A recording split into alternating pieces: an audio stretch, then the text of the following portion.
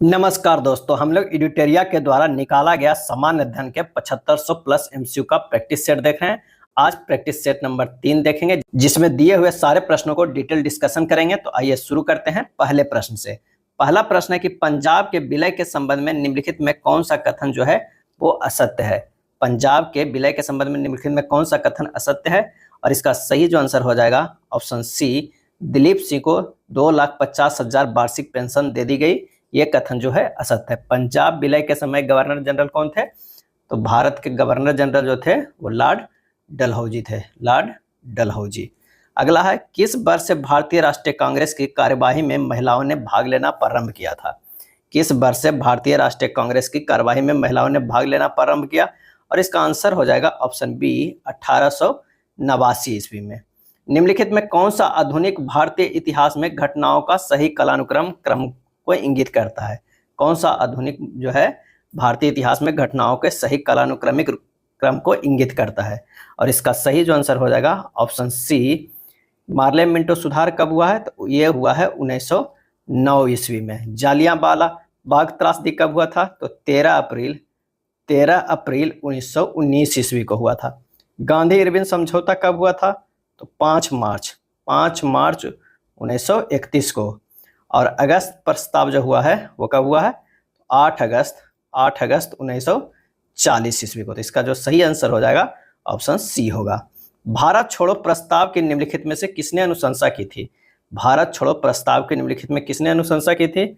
और इसका जो सही आंसर हो जाएगा ऑप्शन डी, जवाहरलाल नेहरू ने। किस स्वतंत्रता संग्राम सेनानी ने लाठी और अखाड़ा क्लब की स्थापना की?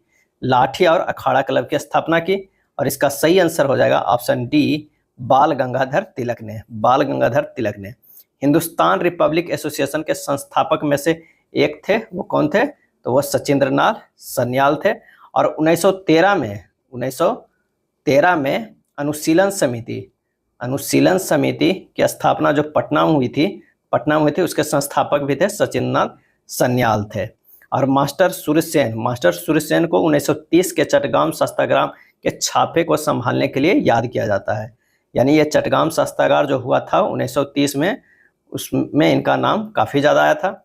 चंद्रशेखर आज़ाद ने हिंदुस्तान सोशलिस्ट रिपब्लिक एसोसिएशन की स्थापना किए थे।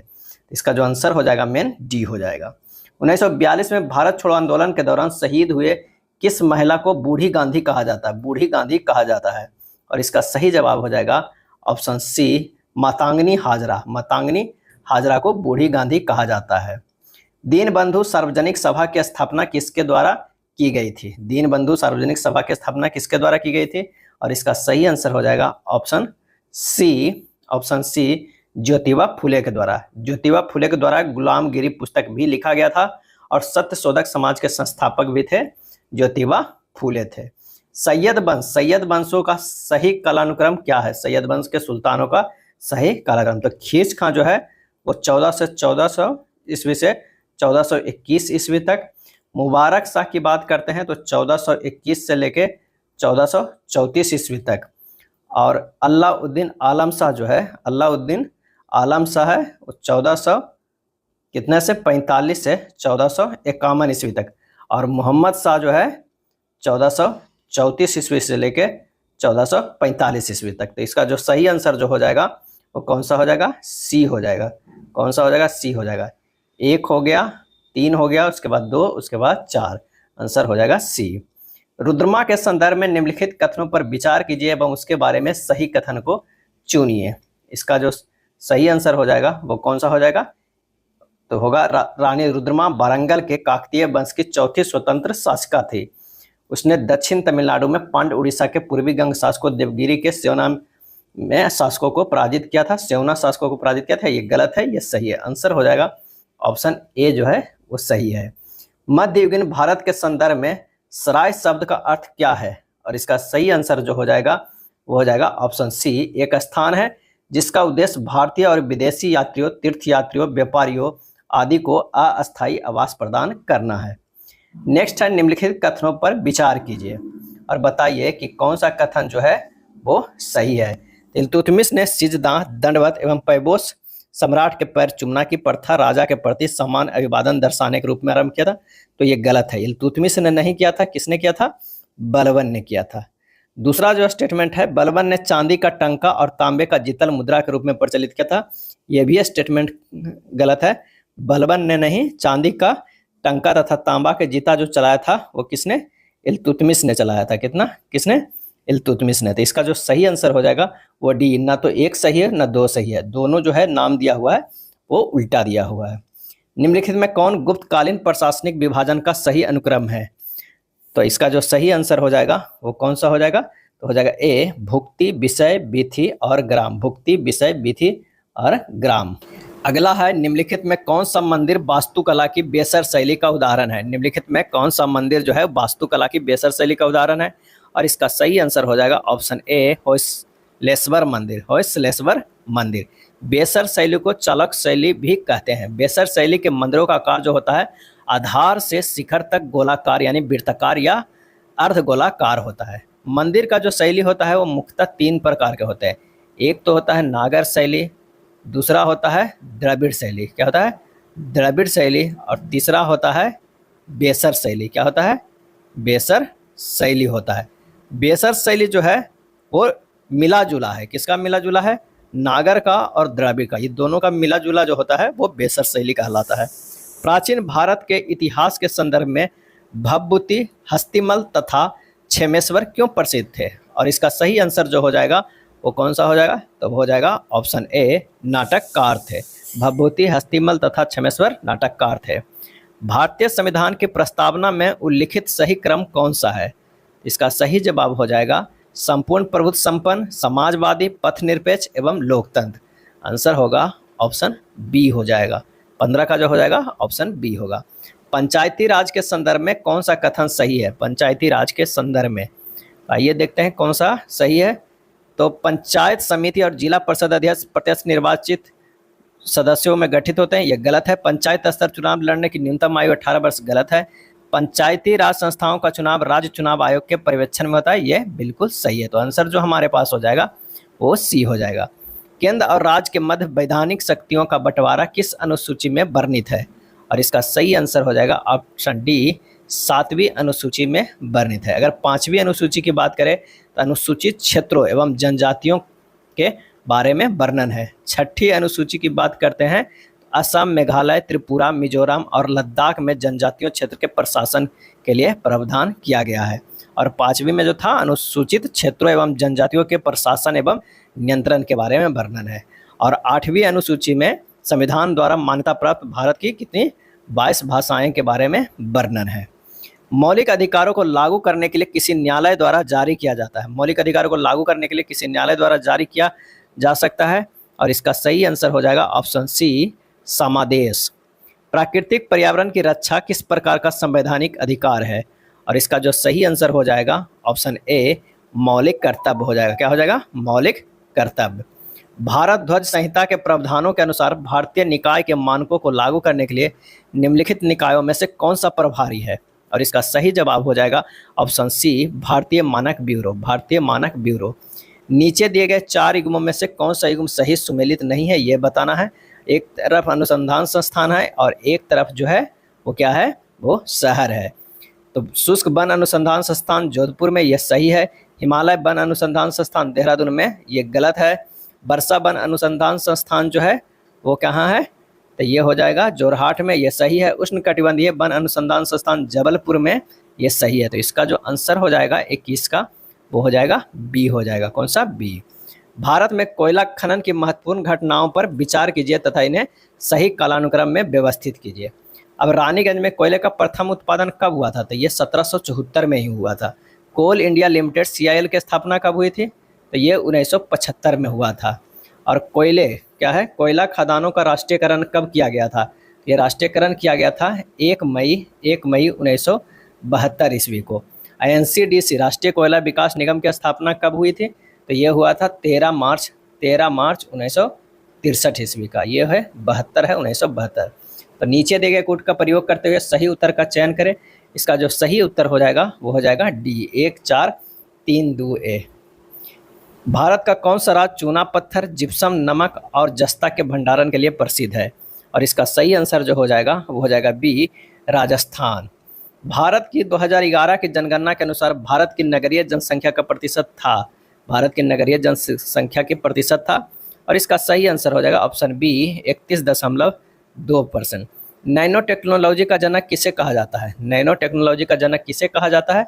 और इसका सही आंसर हो जाएगा ऑप्शन सी, रिचर्ड फेनमैन को, रिचर्ड फेनमैन को। और एआई के जनक किसे कहा जाता है? तो ये कहा जाता है जॉन मैकार्थी का। किसे कहा जाता है? जॉन जो है मैकार्थी, ये क्या हो जाएगा? जॉन मैकार्थी को कहा जाता है एआई के जनक। निम्नलिखित में से रॉकेट किस सिद्धांत पे कार्य करता है?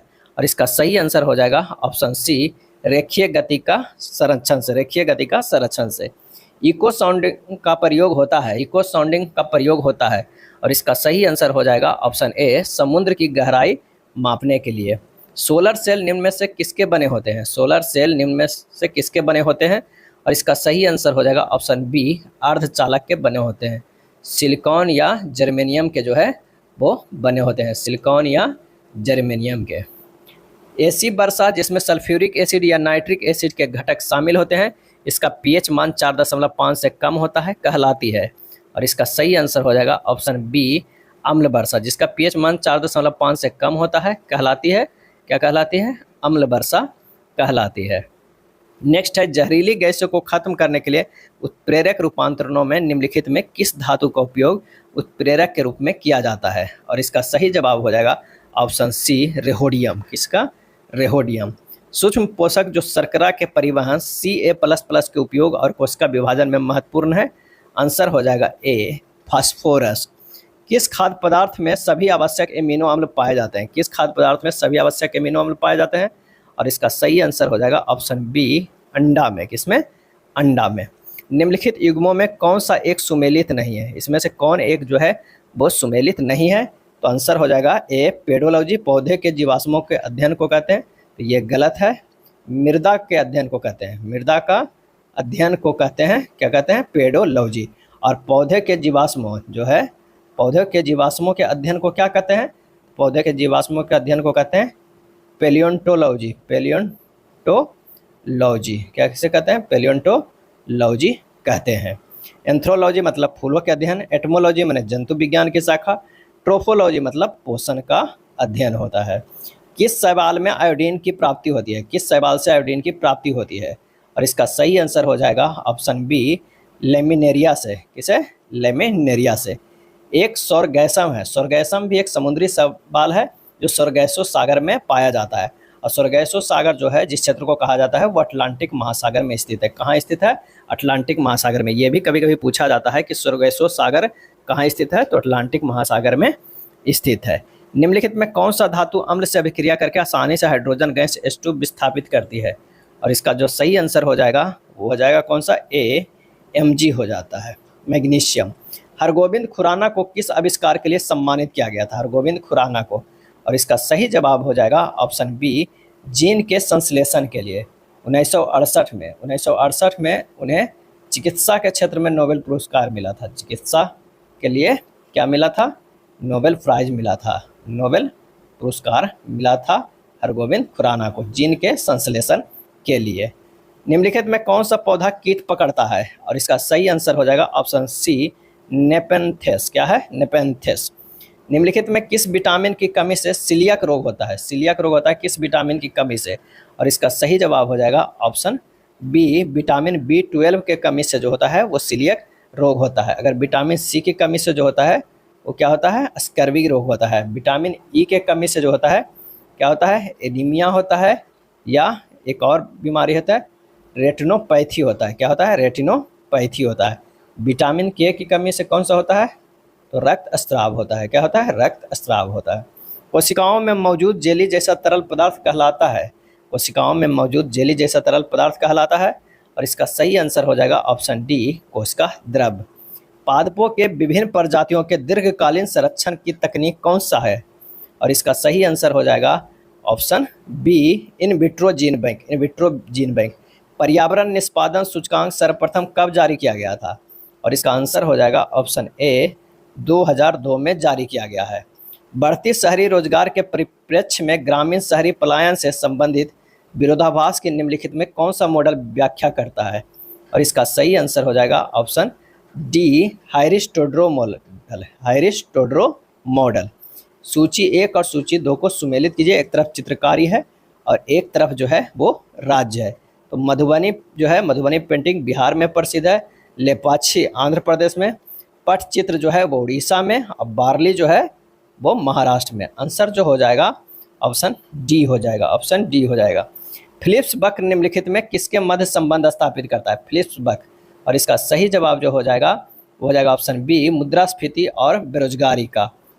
सूची 1 सूची 2 को सुमेलित करना है। कोयला आधारित बिजली संयंत्र है और राज्य में अवस्थित है। अगर कहलगाम की बात करें तो कहलगाम कहाँ स्थित है? तो वो बिहार में स्थित है। खरगोन जो है वो मध्य प्रदेश में है। कोरबा जो है छत्तीसगढ़ में है। कुडगी जो है, कुडगी कर्नाटक में है। सही जवाब हो जाएगा ऑप्शन डी हो जाएगा। निम्नलिखित जोड़ों में से कौन सा जोड़ा सही सुमेलित है? सही सुमेलित है तो Karl Marx principle of political economy and taxation जो है ये सुमेलित नहीं है। बाकी एडम स्मिथ के वेल्थ ऑफ नेशन सुमेलित है। जेएम किन्स के general theory of employment, interest and money ये सुमेलित है। गुन्नार मेडल के जो है एशियन ड्रामा, ये तीनों सुमेलित है। और डी नहीं सुमेलित है। आंसर हो जाएगा डी। अब सपा पहली बार कहाँ लगाया गया था? तो इसका सही आंसर जो हो जाएगा वो हो जाएगा डी 7 पूर्वोत्तर राज्यों में। अब सपा का पूरा जो नाम है वो क्या है? आर्म्ड फोर्सेज है ना, armed forces special powers act होता है अब सपा। और ये 7 पूर्वोत्तर राज्यों में पहली बार लगाया गया था। मोर भारत का राष्ट्रीय पक्षी कब घोषित किया गया है? मोर भारत का राष्ट्रीय पक्षी कब घोषित किया गया है? और इसका सही आंसर हो जाएगा ऑप्शन डी 1963 ईस्वी में घोषित किया गया था। अब मोर का वैज्ञानिक नाम क्या है? वैज्ञानिक नाम जो है पावो क्रिस्टेटस जो है मोर का वैज्ञानिक नाम है। भारतीय मुद्रा बाजार के अंतर्गत निम्नलिखित में कौन शामिल नहीं है? भारतीय मुद्रा बाजार के अंतर्गत निम्नलिखित में कौन शामिल नहीं है? और इसका आंसर हो जाएगा ऑप्शन सी भारतीय औद्योगिक विकास। भारतीय औद्योगिक विकास। पोचमपल्ली किसके लिए प्रसिद्ध है? पोचमपल्ली। और इसका सही आंसर हो जाएगा ऑप्शन सी बुनाई के लिए प्रसिद्ध है। बुनाई के लिए प्रसिद्ध है। ये था एडुटेरिया में दिया हुआ 7500 प्लस MCQ का प्रैक्टिस सेट। वीडियो अच्छा लगा तो लाइक एंड शेयर कर दीजिएगा। धन्यवाद।